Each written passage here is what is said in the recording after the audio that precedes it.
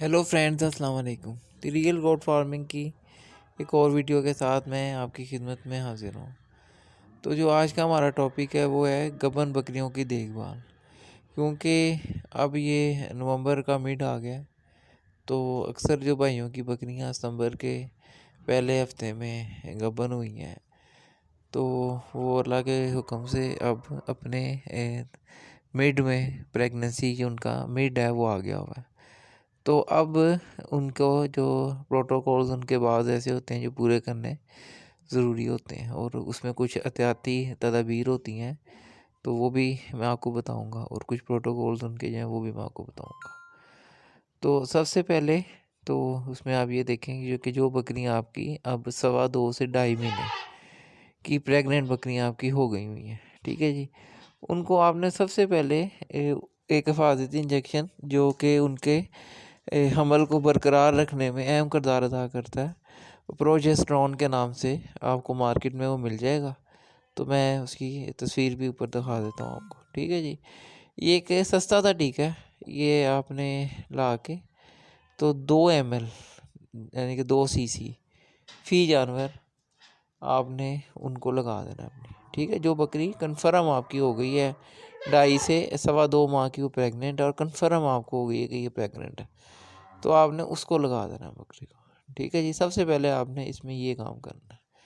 उसके बाद जो सेकंड आपने काम ये करना है कि जब आपकी बकरी 3 महीने की प्रेग्नेंट हो जाती है, मतलब प्रोजेस्टेरोन लगाने के तकरीबन 10 से 15 दिन के बाद आपने इनको विटामिन AD3E का जो इंजेक्शन है वो आपने इनको 3 ml डेली के हिसाब से 3 दिन वो आपने इनको लगाना है बकरियों को अपनी, जो बकरियां आपकी प्रेग्नेंट हैं, ठीक है जी। उसमें ये फ़ायदा होता है कि विटामिन A और D की कमी से एक इनमें बच्चों में हड्डियों का जो टेढ़ापन होता है उसका अर्जा आ जाता है, जो नाकाबिले इलाज होता है, ठीक है जी। वो विटामिन AD की कमी से होता है। आम तौर पे पाकिस्तान में क्योंकि धूप आम होती है, तो इसकी विटामिन AD की कमी नहीं होती। उसके अलावा जो बकरियां किकर बाकायदगी से खाती हैं उनमें भी ये कमी नहीं पाई जाती। लेकिन ऐसी बकरियां जो ज़्यादा वक्त छाँव में या अंदर कमरों में गुजारती हैं, और जिनको ये दरख्तों के पत्ते कम मिकदार में मैसर होते हैं, ख़ास तौर पे कीकर के, तो उनमें ये विटामिन AD3 की जो कमी है देखी गई है। और ये ऐसा एक मर्ज़ है जो कमी माँ में होती है, लेकिन इसका जो नतीजा वो बच्चे में ज़ाहिर होता है, और बच्चा मफलूज पैदा होता है, और बाज़ दफ़ा उसको पालना एक बहुत टेढ़ा मसला बन जाता है।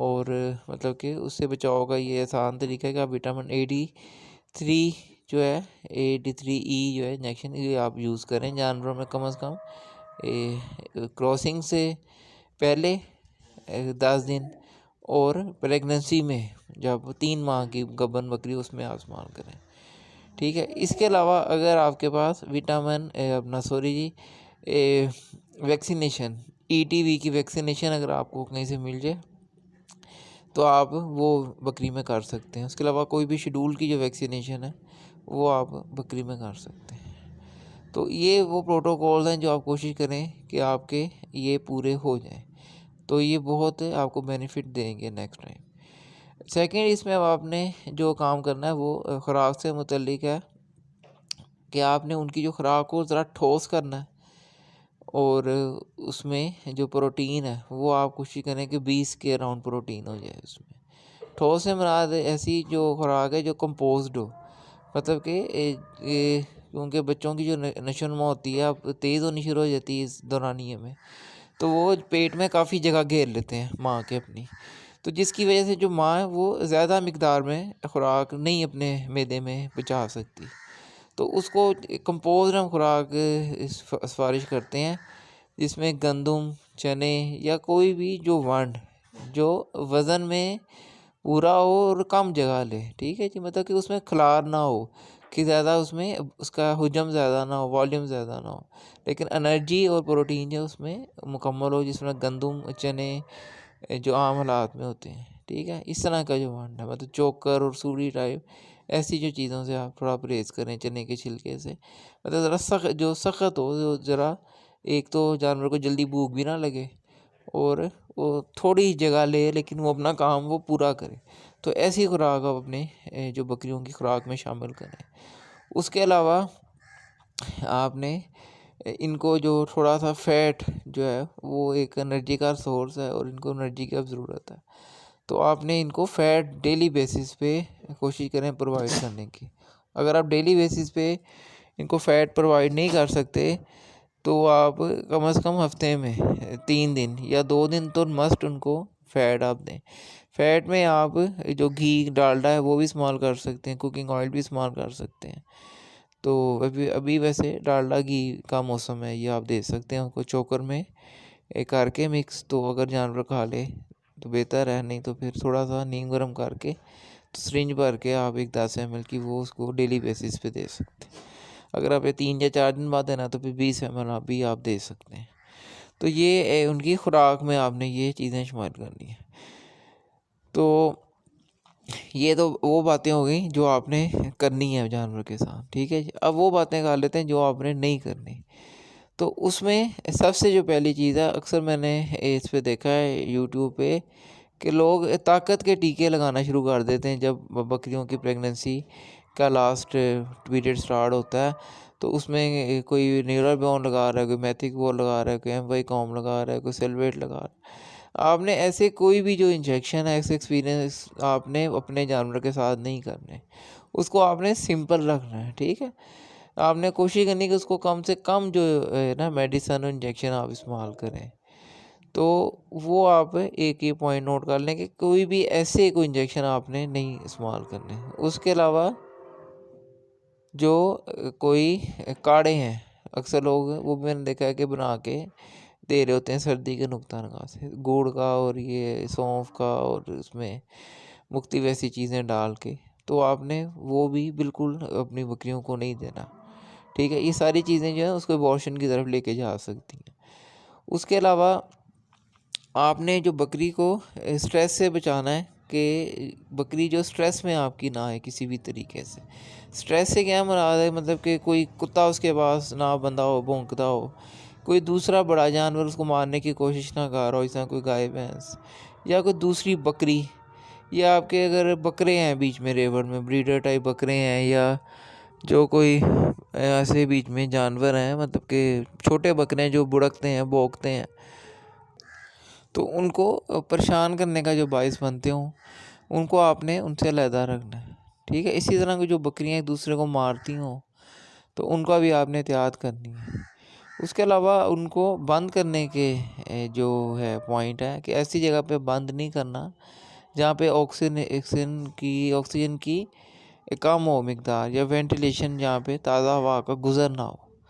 तो ऐसी जगह पे भी आपने उनको बंद नहीं करना, आपने उनको एक हवादार जगह पे रखना है जिसमें कम से कम कमरे में सर्दियों के नुक्ता निगाह से अगर आप रख रहे हैं तो उसमें रोशनदान या एग्जॉस्ट फैन होना चाहिए, ठीक है जी। ख़ास तौर पे जब फरवरी का स्टार्ट जब आएगा ना, जनवरी जब ख़त्म हो जाती है तो फरवरी के स्टार्ट में मौसम बदल जाता है थोड़ा सा। तो उसमें जानवर क्योंकि इनका टेम्परेचर 100 साढ़े 3 होता है, तो ये हमारे मुकाबले में इनको गर्मी थोड़ी सी ज़्यादा महसूस होती है। तो उस दिनों में बहुत ज़्यादा एहतियात करने की ज़रूरत होती है। तो उसके अलावा आपने लोग अक्सर ही कहते हैं कि सर्दियों में कम पानी जानवर को आप इस्तेमाल करवाएं। तो उसमें आपने ये पॉइंट याद रखना है कि जब आप खुशक खुराक इस्तेमाल करवा रहे होंगे, लाजमी बात है सर्दियों के मौसम में, तो आपने जानवर को वाफर पानी जो है मुहैया करना है। दिन में कम से कम आपने कोशिश करनी है कि 12 घंटे पानी उसकी दस्तरस में रहे।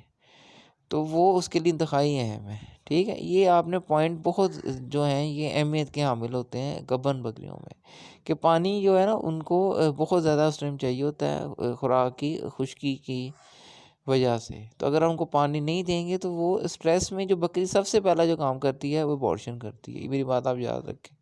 सबसे पहले वो अपना लोड जो है ना उसको डिलीवर कर देती है सबसे पहले।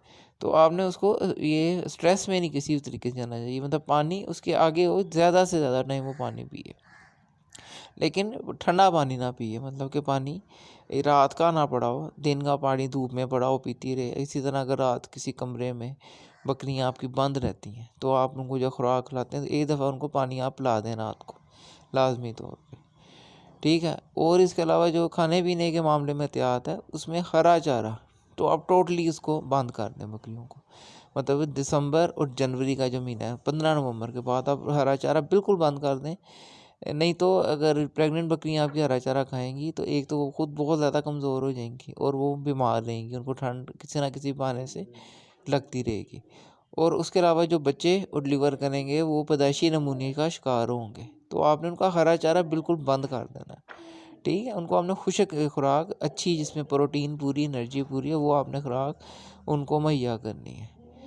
उसके अलावा जो ऐसी बकरियां जिन्होंने आपका लास्ट टाइम अबॉर्शन किया है, मतलब कि बच्चे उन्होंने गिराए हैं आखिरी दफ़ा में, तो उनमें आपने ये एहतियात करनी है कि जब 3 महीने की वो प्रेगनेंसी उनकी हो जाती है, 3 मिनट की प्रेगनेंसी, ठीक है जी, या बाद जो बकरियां 2.5 महीने की प्रेगनेंसी में, आप ये देखें ज़हन कि जब 2 महीने के बाद एक दफ़ा उनको लाजमी आप एमॉक्सी इंजेक्शन जाता है, एमॉक्सी एल, ठीक है जी, वो 3 दिन आपने उनको लाजमी लगाना है उनकी रिकमेंडेड डोज के अलावा। मतलब दूसरे महीने आपने उनको लगा देना है जिन्होंने लास्ट टाइम आपका अबॉर्शन किया है बकरियों ने, ताकि उनके अंदर अगर दोबारा किसी किस्म की इन्फेक्शन स्टार्ट हो गई है, क्योंकि अक्सर जो ये सबसे ख़तरनाक टाइम होता है बकरियों में अबॉर्शन का, मैं आपको बताऊँ 2 स्टेजेस होती हैं, एक 2.5 महीने की और दूसरी 3.25 महीने में जब बकरी चली जाती है। तो ये इनकी जो स्टेजेस होती हैं ये आमतौर पे बड़ी ख़तरनाक होती हैं। ये वाला जो 1 माह बीच वाला, जब बच्चा मैच्योर होना शुरू होता है, तो तब अक्सर जो बकरियां अबॉर्शन करती हैं, 90% बकरियां, उनकी अबॉर्शन का टाइम यही होता है। ठीक है जी, 2.5 महीने से 3.25 महीने का जो टाइम होता है। तो आप इस टाइम में एक तो उनको प्रोजेस्टेरोन लगा दें, 2.25 महीने की एज में इनको, 2.5 महीने से करीब। और दूसरा, आप जो बकरियां आपको जिन पे डाउट है कि ये लास्ट टाइम इन्होंने अबॉर्शन किया है, उनको आप एमॉक्सी लगा दें, ठीक है, ताकि कोई इन्फेक्शन अगर यूट्रस में उनकी किसी भी किस्म की स्टार्ट हो रही है तो वो वहीं पे रुक जाए। तो ये आप एहतियात हैं जो गब्बन बकरियों में मैं आपको बता रहा हूँ, आप इनको करें। उसके अलावा जो बकरियां आपकी बहुत हैं दूध वाली, मिल्किंग है, ज़्यादा दूध देने वाली बकरियां, तो उनको आप जब 3.5 माह की वो चली जाएँ प्रेगनेंसी में, तो उनको आप चोले चढ़ा दें, बकरियों को थैले चढ़ा दें, उनके थनों को आप कवर कर लें। नहीं तो अक्सर बकरियां सूने से 1-1 माह पहले दूध उतार लेती हैं और फिर वो दूध उनके हवाने के अंदर ही रहता है, क्योंकि उसको चोया तो जाता नहीं, तो उनमें साड़ों के जो मसाइल हैं वो पैदा हो जाते हैं। तो ऐसी बकरियां जो ज़्यादा हाई मिल्किंग है आपकी, ठीक है, उनको आप चोले चढ़ा दें, उनको बिल्कुल 3 माह 3.5 माह की जब हो जाए, जब उनमें हल्का हल्का आपको बाउंसर आना शुरू हो जाए, उनके को वतर आना नज़र आए कि इनके हवाने में अब वतर आ रहा है, तो आप उनको साफ़ एक थैला जो है वो चढ़ा दें और उसको हफ्ते में 2-3 दफ़ा खोल के और उनको चेक करें कि कोई ज़ख़म वगैरह किसी जगह पे उनको ना हो रहा हो, और सारा उनकी आप उनकी एग्जामिनेशन जानवरों की अपने आप करते रहा करें।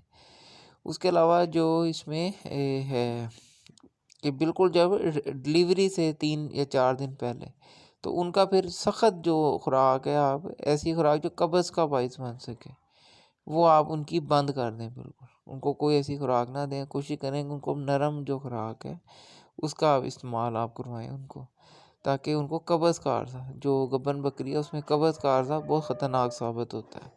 ठीक है, उसमें आप रेगुलर अगर ऑयल यूज़ करते रहेंगे, तेल घी वगैरह लुब्रिकेशन, तो उसमें फिर ये अर्ज़े पैदा नहीं आपके होंगे और आपके जानवर की सेहत भी बेहतर रहेगी। तो ये एक मैंने मालूमाती बनाई थी वीडियो। तो मकसद इसका ये था कि यूट्यूब पे अक्सर जो लोग ये बताते हैं कि इंजेक्शन आप लगाएं, और ये ऐसा आपने कोई भी प्रैक्टिस नहीं अपने जानवर के साथ करनी। ब्रीडिंग जो आपकी बकरियां हैं उनको आप जितना सिंपल रखेंगे वो आपको उतना बेनिफिट आपको देंगी। आप जितने उनके साथ एक्सपेरिमेंट्स करेंगे, उनको बिला वजह आप डोजेज देंगे और बिला वजह आप उनको टीके वगैरह लगाते रहेंगे, तो वो उतना ही आपको नुकसान का बायस बनेगा। ब्रीडिंग में जो भी बकरी है आपकी, उसको आप सिंपल रखें बिल्कुल, ठीक है, उसकी खुराक से लेके उसकी रूटीन, उसको आप सिंपल रखें। उसमें आप बिल्कुल एक्सपेरिमेंट आप ना करें, ना उसकी खुराक में, ना किसी और चीज़ में, तो वो ज़्यादा बेहतर साबित होगी आपके लिए। तो अब तक के लिए इतना ही, फिर तो मिलते हैं एक नेक्स्ट नहायत वीडियो में। अहम जो बात ओके जी, मेरे अल्लाह से हाफ़िज़। मिस हो गई है, तो वो भी मैं आपको बता दूं कि जो प्रोजेस्टेरोन है ये आपने 2 दफ़ा इस्तेमाल करना है। ड्यूरिंग प्रेगनेंसी जो बकरियों की है ना, एक दफ़ा तो आपने करना है 2.5 महीने या 2.25 महीने की एज में आपने काट देना है ना, जब मिड में जानवर आ जाता है। और दूसरी दफ़ा आपने इसको इस्तेमाल करना है 3.5 माह की उम्र में। 3.5 माह से लेट आपने इसको यूज़ नहीं करना। मतलब इसका जो विड्रॉ पीरियड है 40 दिन, ताकि वो बकरी को मिल जाए। जब वो डिलीवर करने पे आए तो उसमें प्रोजेस्टेरोन, उसमें कोई उसको मुश्किलात ना पैदा हों, यूट्रस का मुंह खुलने में कोई मुश्किलात पैदा ना हो। तो ऐसा अगर कोई केस हो तो उसमें तो डॉक्टर से वैसे रिव्यू करना चाहिए। तो उसमें अलामतों में इसमें ये होता है कि जानवर ज़ोर लगा रहा होता है और काफ़ी तकलीफ़ में होता है, लेकिन उसमें से जो बच्चादानी उसकी यूट्रस है उसका मुंह नहीं खुल रहा होता, जिसकी निशानी ये है कि उसमें किसी भी किस्म का कोई गंदा मवाद आपको खारिज होता हुआ उसकी पेशाब गाह से नहीं मिलेगा। या अगर आप अंदर हाथ डालेंगे तो अंदर कोई भी बच्चे की खुरी वगैरह आपको महसूस नहीं होगी। तो ऐसी जो सूरत में एस्ट्रेजोन जो टीका होता है, गाय को पसमाने वाला जो टीका है, वो 2.5 से 3 ml जानवर के वज़न के मुताबिक लगाया जा सकता है। असल जो तदबीरें होती हैं इसमें, तो वैसे मैं इस टॉपिक पे लिहाजा आपको वीडियो बताऊंगा बना के ऐसे केस में क्या किया जा सकता है, क्योंकि ये बहुत ख़तरनाक एक कंडीशन होती है। तो इसलिए आपने एक बात याद रखनी है। अक्सर लोग कहते हैं कि हर महीने आप प्रोजेस्टेरोन लगाएं और आखिरी भी आप 1 महीने पहले प्रोजेस्टेरोन लगा दें, लेकिन आप एहतियाती तौर पे 45 दिन पहले आखिरी डोज़ आपने लगानी है, वो 45 दिन पहले लगानी है। और आपने इस दौरान किसी भी किस्म की कोई डिवर्मिंग जो है प्रेगनेंसी में बकरियों की नहीं करनी। हमेशा उनकी डिवर्मिंग आपने तभी करनी जब आपकी बकरियां खाली हों, मतलब सूने से क्रॉस होने से पहले और सूने के बाद। आप सूने के 1 महीने के बाद आप इनकी डिवर्मिंग करें, इससे पहले भी ना करें। बच्चे पे बुरा असर डलता है, जहर का दूध में असर जाता है जो उसको बीमार कर देता है। तो ओके जी, फिर अल्लाह हाफिज़, नेक्स्ट वीडियो में मिलते हैं। अल्लाह हाफिज़।